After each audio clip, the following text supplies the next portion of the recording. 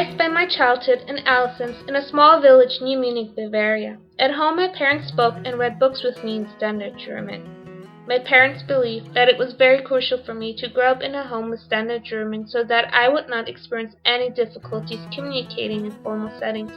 Also, my parents wanted me to learn Standard German as they felt ashamed of the regional and social German dialects and perceived them as inappropriate and derogatory. When I went to kindergarten and began to interact with other children from other villages, I was exposed to Bavarian, specifically to the South Bavarian dialect. By simply interacting and hanging out with my friends and attending social and cultural events in the community, I quickly began to speak Bavarian fluently, but with my friends only. I knew that my parents would not allow me to speak in Bavarian with them as they were afraid that I would transfer and mix its syntax, semantics, vocabulary, or spelling with Standard German and be perceived by others, especially by my teachers, as stupid and lazy. For example, when I wanted to tell my mom or dad that we do not have any milk at home, I would tell them, "Zu Hause haben wir keine Milch mehr." If I wanted to tell the same sentence to my brother or friends, I would say, "Dohom mi ham komilinet." In elementary and high school, I was taught the grammar, writing, and reading of Standard German only. At school, we were not allowed to speak in our regional or social dialects. Standard German was strictly enforced throughout the entire school day so that we would learn and understand when it was appropriate and inappropriate to speak in Standard German as well as in our regional and social dialects. In 8th grade, I became increasingly exposed to the American English language. Having a cell phone, watching English TV programs or movies, reading English websites, and watching videos on YouTube, younger generations of Germans, including me, got into contact with American English. We began to integrate American words as well as mix Standard German with American words to create new vocabulary in our standard and vernacular languages.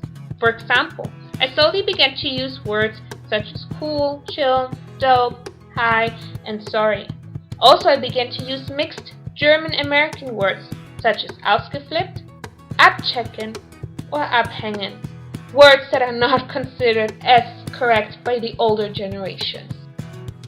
Every summer, my parents sent me to visit my family in the northwestern part of Germany. In the beginning, it was very difficult to understand my relatives because they spoke in a regional and social dialect with different semantics, syntax, and phonology. However, spending time with my family and talking with them every day, I adapted to the linguistic features of their dialects, but only spoke it when I was around them, because I wanted to be part of their speech community.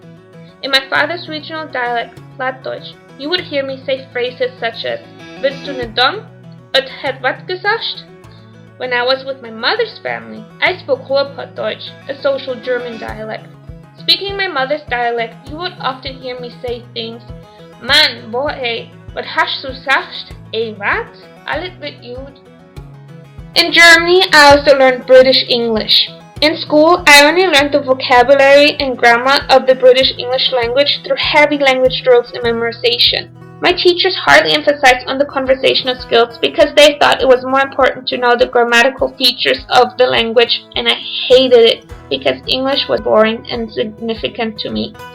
When I graduated from high school in 2008 and moved back to El Paso, Texas, it was very difficult for me to converse in English. It was very difficult for me to understand the people as they spoke very rapidly and did not pronounce every word clearly.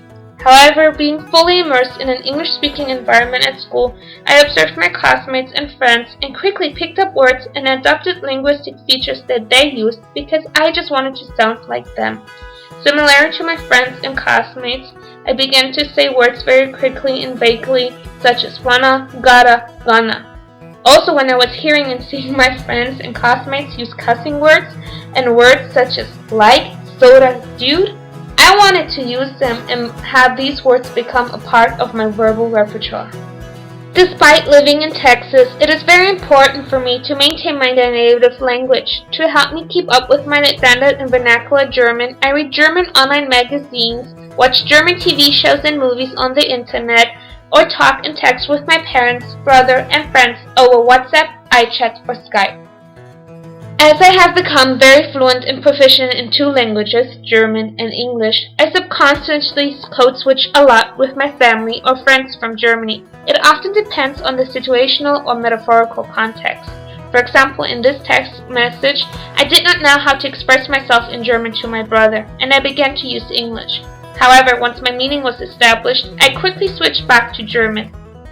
The last language that I learned was Spanish. When I went to high school in El Paso, Texas, I took Spanish classes and learned the grammatical as well as oral and written norms of standard Spanish. However, I knew that my classes were not enough to help me learn Spanish because there was not enough time. I began to read children's books such as Harry Potter in my own free time, watch telenovelas, and after school, my friends tutored me to read, speak, and write more proficiently in Spanish. When I began talking with my friends, I started to use Spanglish a lot. I used words such as vamos a ver un show or party, mándame un email, o tenemos que limpiar la yarda. Unfortunately, when I began with my college career, my competence in standard Spanish as well as in Spanglish is slowly vanishing as I haven't had the need to use it in my life as an undergraduate and graduate student. However, I'm planning to learn Spanish once again and become a fluent trilingual speaker in the near future.